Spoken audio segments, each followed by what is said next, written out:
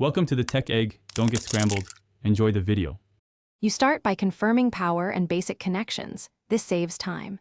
Make sure the case and earbuds show at least half charge because low battery masks faults. Next, inspect tips and speaker mesh visually and with a soft brush to dislodge lint. This often restores sound. If wired, test the 3.5 mm jack and cable for bends. Once done, attempt a quick reconnect or test to see which side fails before moving to deeper fixes. You now open the housing using a plastic pry tool and steady pressure. This prevents cracks.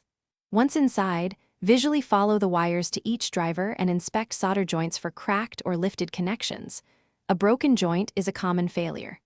If corrosion is present, gently clean contacts with isopropyl alcohol and a cotton swab.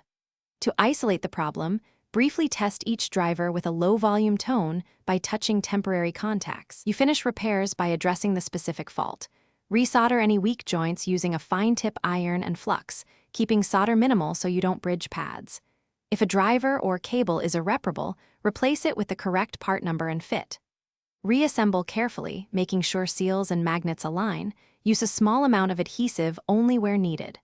Once assembled, test stereo balance, check Bluetooth range or jack stability, and listen for at least 10 to 15 minutes to confirm the fix.